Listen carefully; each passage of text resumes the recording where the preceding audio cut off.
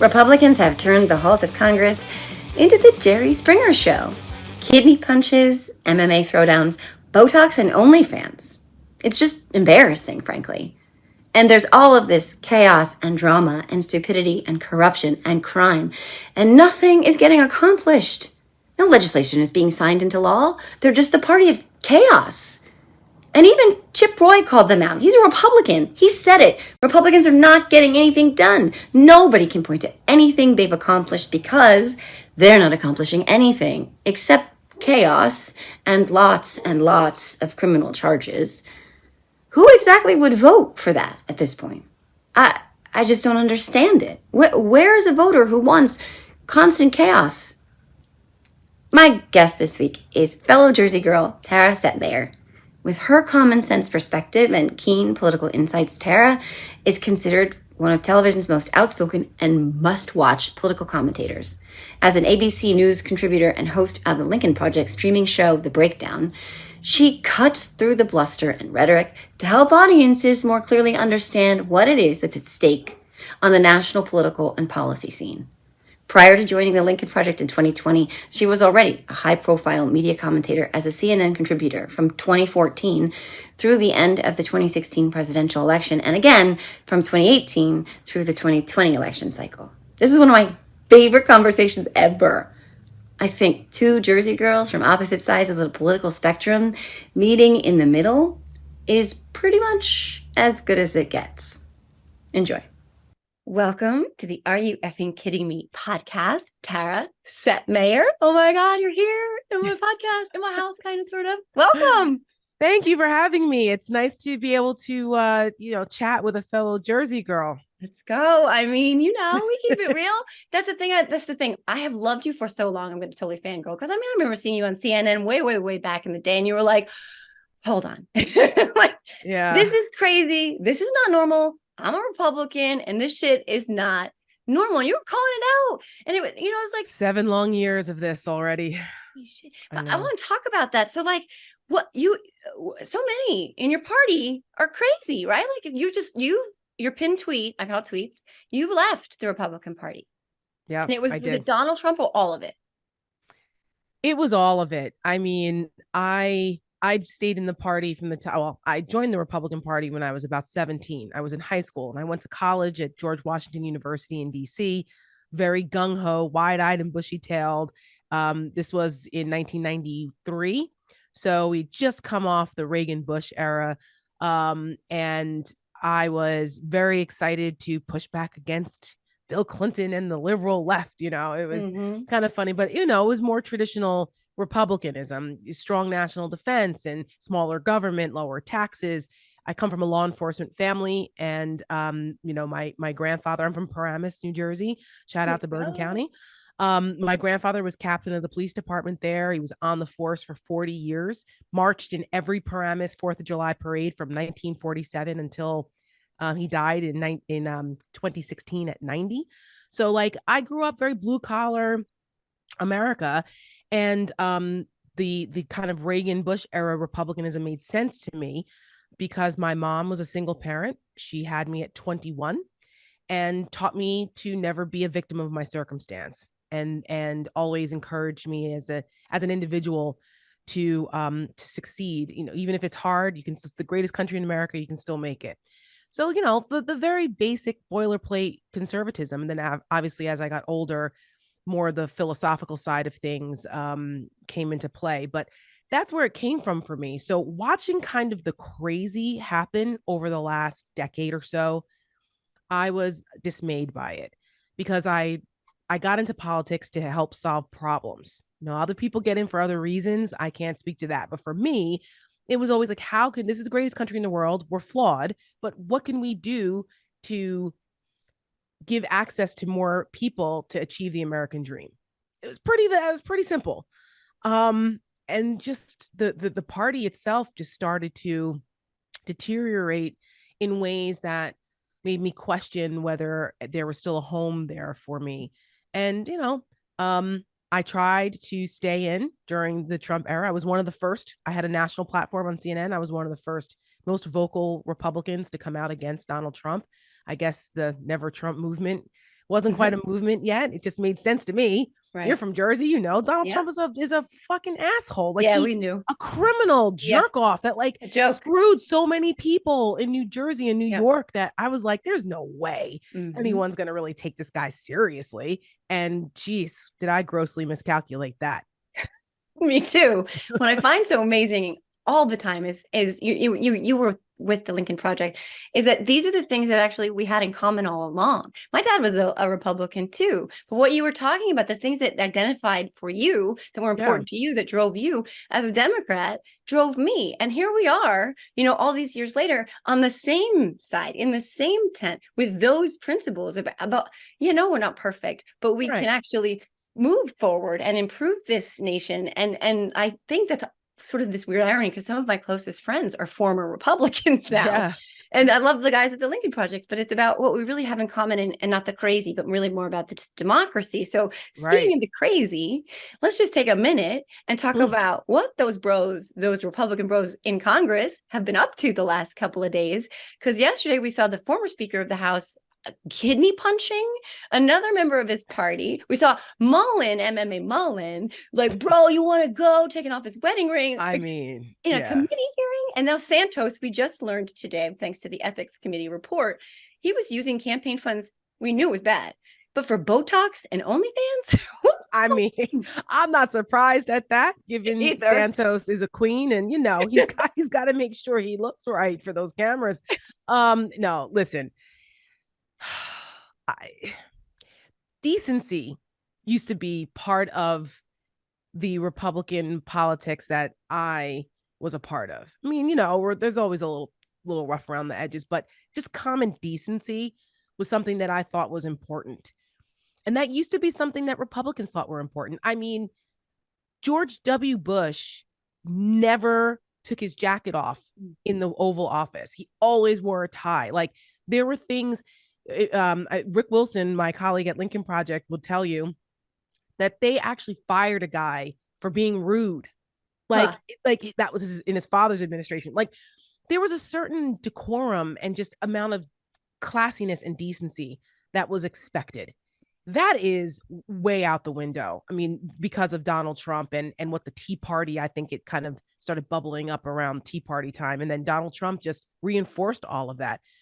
And then Donald Trump was the quintessential, let's reward people for bad behavior, which to me was the polar opposite of what Republicans claim to believe, like the polar opposite. So I'm like, you guys are the biggest hypocrites ever. How could that hypocrisy was something that never sat right with me? And you said, you used to follow me from CNN days.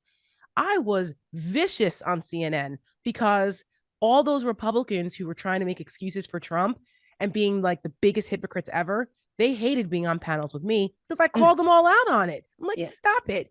Listen, I've been in the party for over 2 decades.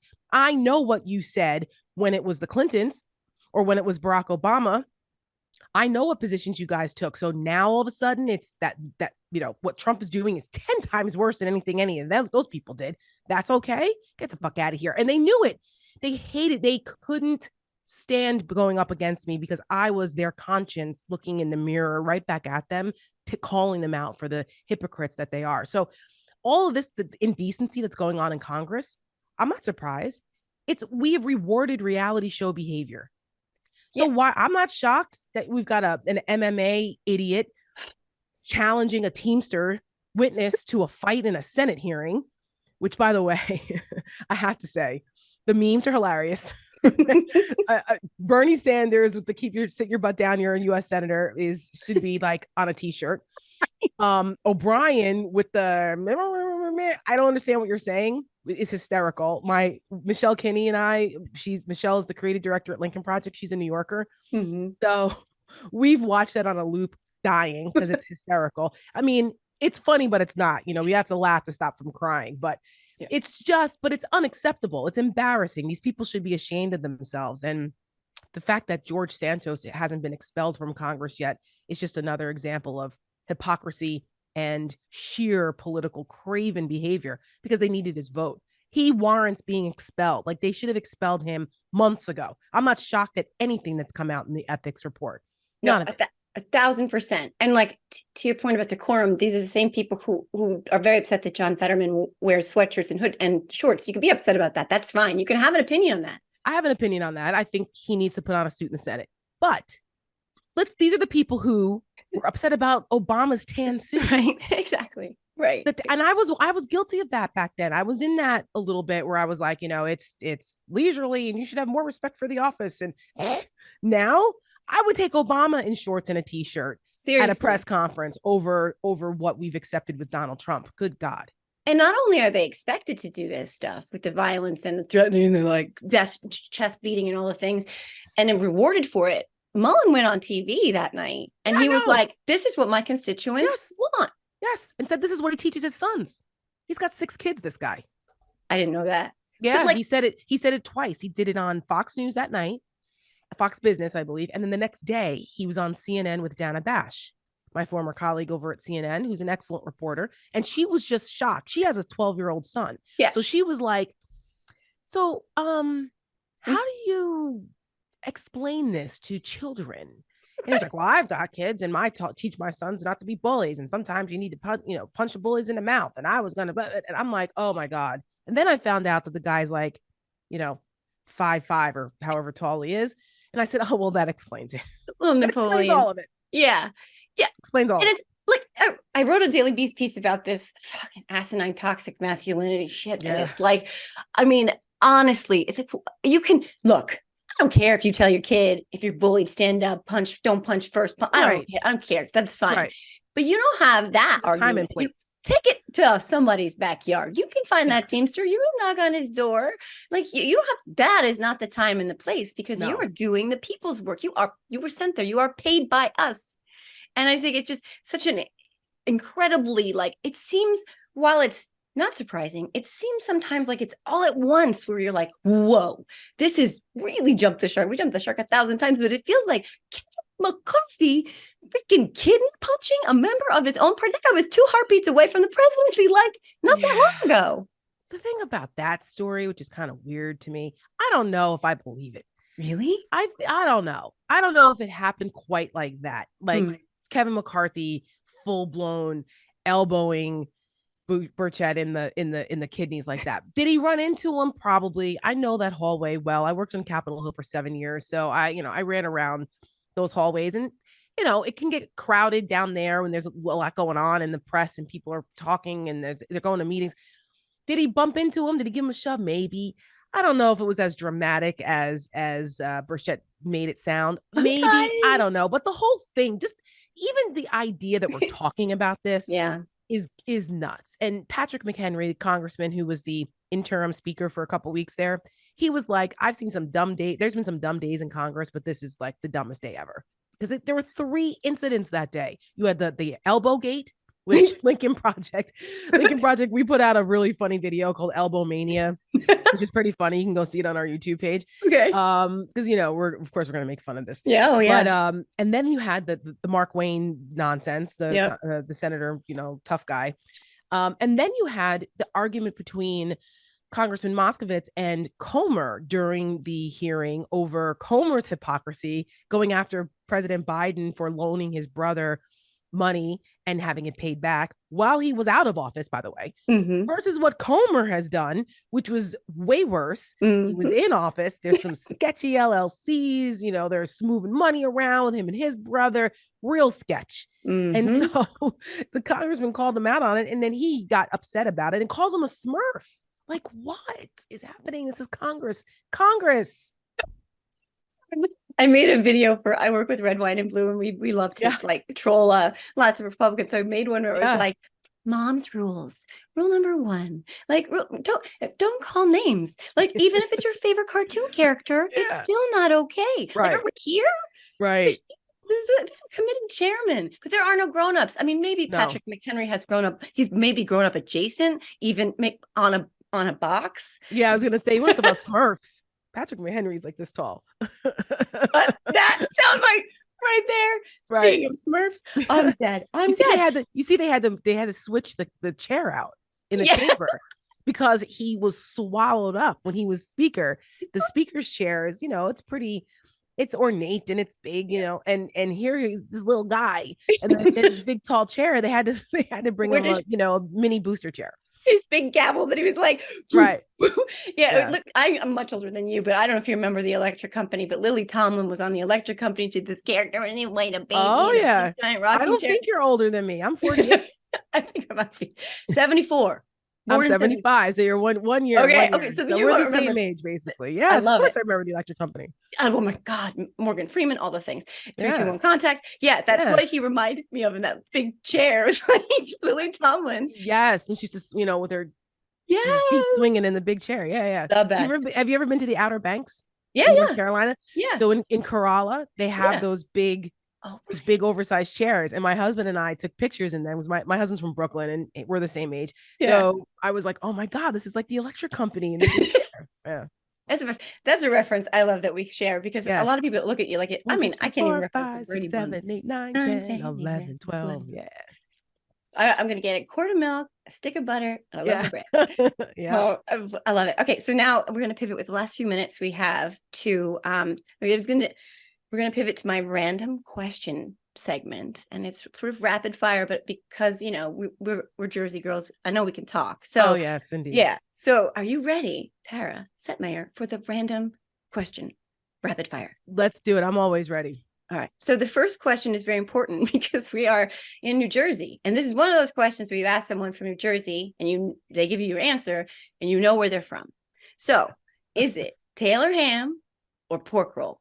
Taylor ham. Taylor ham. I'm team Taylor ham. Taylor ham, egg and cheese, salt, pepper, ketchup on a hard roll. On a hard roll. This is the only answer. That's it. You do not tell me anybody who says, well, it's not. That's the brand name. Right. Okay. Do you ask for an adhesive bandage when you have a cut? You ask for a Band-Aid. That's right. You ask for a Band-Aid. Right. Once upon a time, you used to ask for a Kleenex. I don't think people do that as much anymore. But yeah, thank you. I love you. And that's how you know where we're from. Correct. That exactly. We're from north of the Raritan River. That's the demarcation line. Where people say there's a central Jersey. No such thing. There is no such thing. That should be another question, right? Yeah. Well, all the central Jersey people are like, no, you're South Jersey. Once you go over the bridges, that's it. Yeah. If you root for the Eagles and the Flyers, you know, you're South Jersey. I don't care. Correct. I'm sorry. Right. Correct. So that answer, folks, everybody out there calling it pork roll. Don't add us either, South Jersey people. It's Taylor ham. Right. Oh my God. This is so you gotta get a Taylor ham. For me, it's disco fries too. Of course. That's only after midnight. Yes. At the diner. Yes. Are you kidding? Oh my God. Where I'm from in Paramus, there's on 17, there's a diner called the Suburban Diner that I'd been going to my entire life.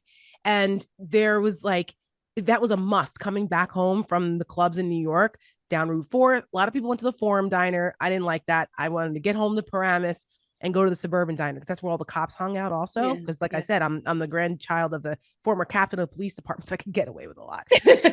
But disco fries at 3:00 in the morning. But now so many of the diners aren't open at 24 hours anymore. I'm like heartbroken. The Suburban closes, I think, at 11 or 12 now on weekends. I'm like, what is happening? The world is falling apart.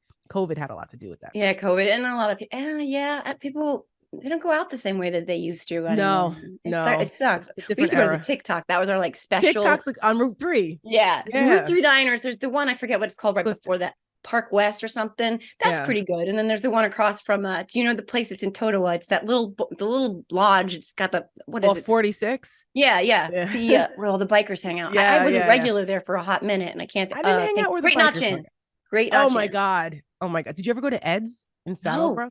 Oh my God. Wait, that's a good dive bar. It's not there anymore though. It was a legendary dive bar in Saddlebrook. I went to some dance club near Bloomfield. I don't remember. I dated a guy from Bloomfield for a minute. They stole my VCR. Oh my gosh. Well, that's dating you. A, that it was a VCR. Yeah. And B, that you were going out to clubs in Bloomfield. Anyway, okay, next question. All bad things. But they formed the person I am today. And if you're out there, Brian, I want my VCR back. I know where you are. That's funny. But he was big in the pants. So that was fine. But I'm sorry. That'll keep you around longer than you probably should. Longer than my VCR was useful anyway. All right. Question 2, another food theme. Okay, Thanksgiving is coming up. We got 2 categories: best side, worst side for Thanksgiving. Oh man.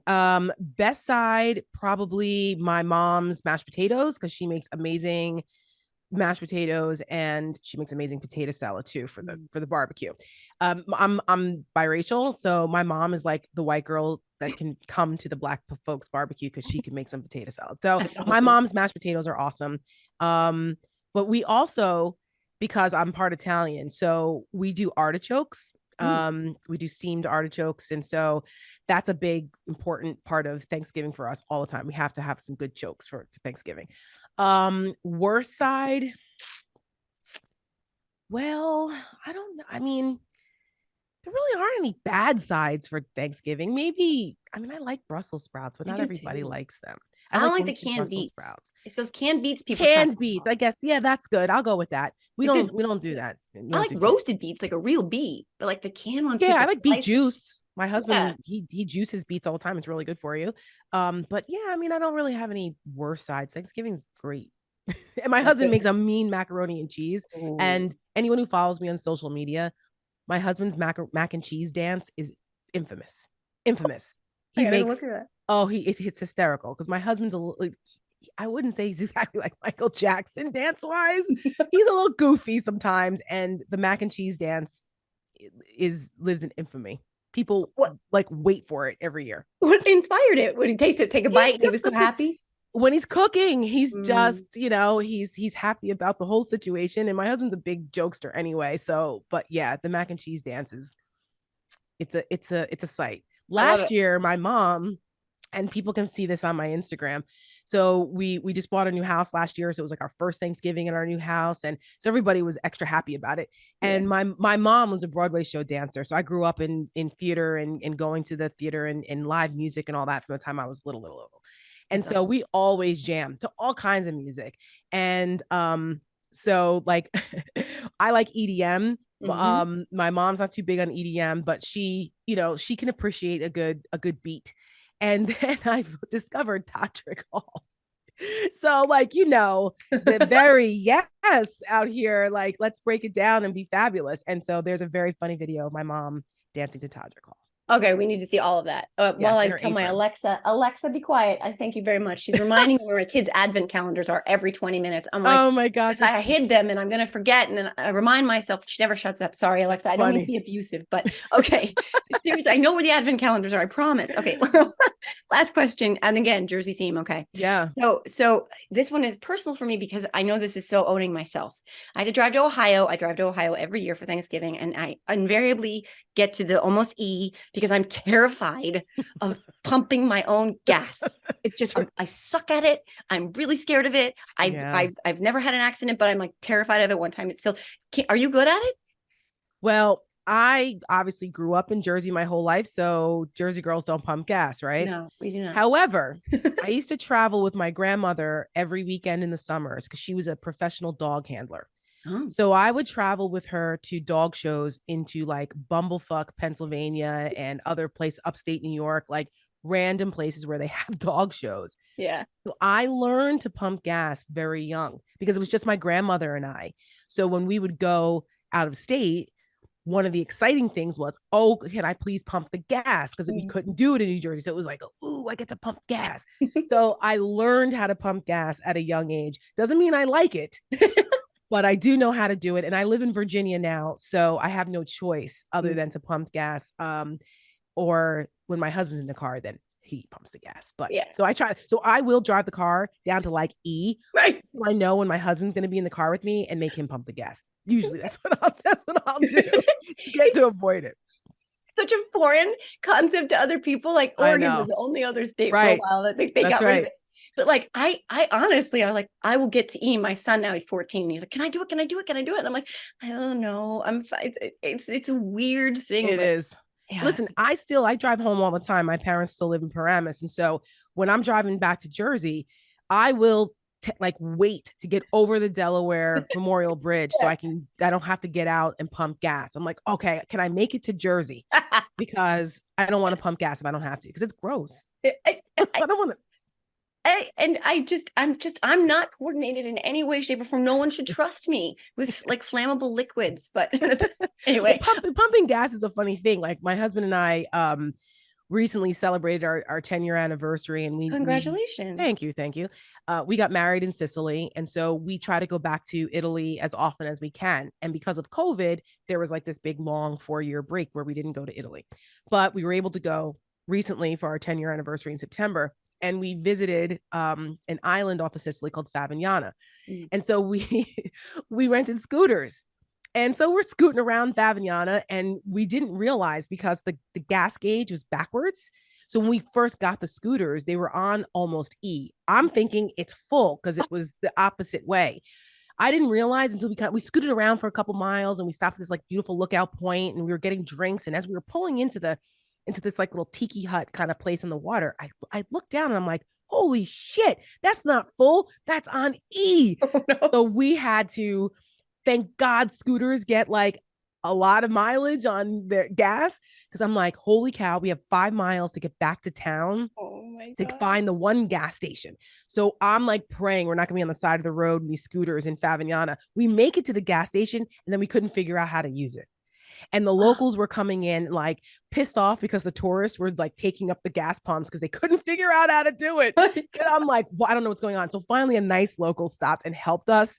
And I was like, okay, we're like, I'm over here trying to save democracy. And I could like, analyze really complicated public policy issues, but I couldn't fucking figure out how to pump gas in Sicily. It's perfect. It just screams American, right? It was hysterical. Screams American, and that they're all like just watching. Meanwhile, here I go to a Sheetz in Pennsylvania, and I'm like, I don't know what I'm doing, and like a bunch of guys like pick up trucks and MAGA hats. Yeah. Need some help, little lady. I just hate Pennsylvanians and accent. I apologize about that. No, in parts of Pennsylvania. I mean, they have Nazi enclaves in parts of Pennsylvania too. They do. But shout out to, there's a lot of good parts of Pennsylvania. There are a lot of good parts of Pennsylvania. Okay, thank you. We're going to wrap it up because I know you're short on time, and I love this conversation. So, no problem. Okay, so the Lincoln Project streaming show, The Breakdown, right? Yeah.